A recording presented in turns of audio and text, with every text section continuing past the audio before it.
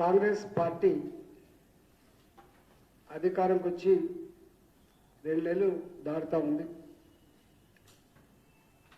మొట్టమొదటి vote on budget ప్రవేశపెట్టింది.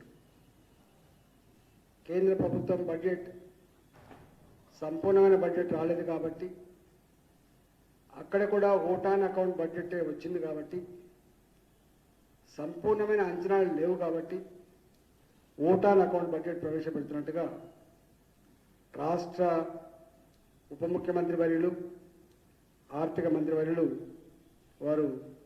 వారి బడ్జెట్ ప్రసంగం చెప్పడం జరిగింది. మొదటి నుంచి కూడా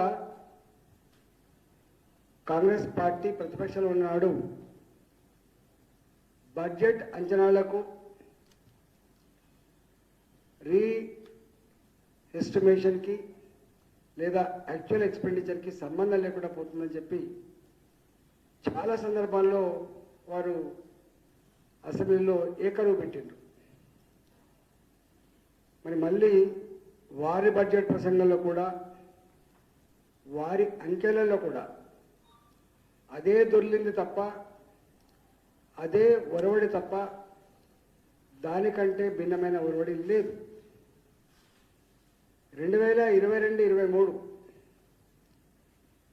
2,56,958 కోట్ల రూపాయలు బడ్జెట్ ఎస్టిమేట్లుగా ప్రతిపాదిస్తే రివైజ్డ్ ఎస్టిమేట్స్ 2,30,000 కోట్లు అని చెప్పి అంచనా వేస్తే చివరికి ఖర్చు అయింది 2022-23లో యాక్చువల్గా ఖర్చు అయింది కేవలం 2,04,523 కోట్లు మాత్రమే. అంటే దాదాపు 52,000 కోట్ల రూపాయలు బడ్జెట్ అంచనాల కంటే కూడా ఆదాయం తక్కువ వచ్చి ఖర్చు అయింది. అంటే ఆల్మోస్ట్ 1/5 1/5 వంతు రియాలిటీకి దూరంగా ఉంది.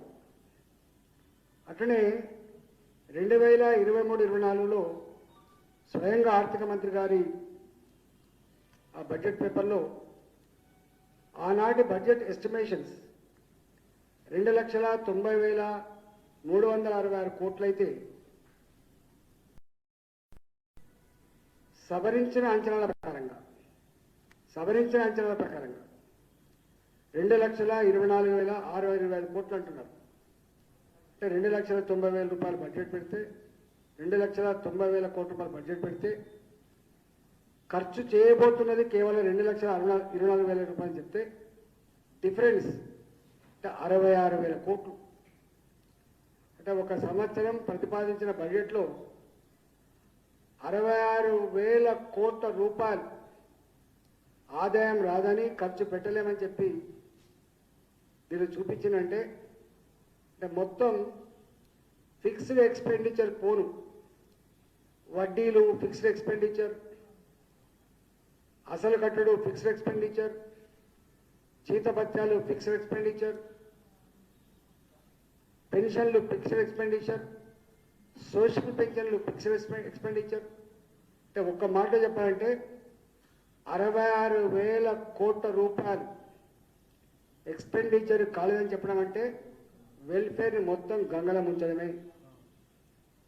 కేవలం వెల్ఫేర్ పేదలకు కేటాయించేటువంటి కేటాయింపులలో అంకెలు తప్ప రియల్ ఎక్స్పెండిచర్ ఉండదని చెప్పి చెప్పడమే. ఇవాళ ఈ సంవత్సరం బడ్జెట్ ప్రవేశపెడుతూ 2024-2025 సంవత్సరానికి బడ్జెట్ అంచనాలు 2,75,891 కోట్ల రూపాయలు. అంటే ఆల్మోస్ట్ పోయినసారి 2,24,000 కోట్లు నిజంగా ఖర్చు పెట్టే సత్తా ఉంటే, ఆదాయం వస్తే, ఈ సంవత్సరం ఖర్చు పెట్టే డబ్బు 2,35,000, 2,30,000 కోట్ల కంటే ₹1 కూడా ఎక్కువ ఖర్చు పెట్టే అవసరం లేదు. అంటే మళ్ళీ ఈ సంవత్సరం బడ్జెట్లో కూడా ప్రవేశపెట్టబడ్డ 2,75,000 కోట్లలో 40,000 కోట్ల పైచిలకు లేదా 50,000 కోట్ల రూపాయలు ₹1 కూడా ఖర్చు పెట్టేటువంటి ఆస్కారం ఉండదు బడ్జెట్కి. దానికి ఆ సత్తా లేదు.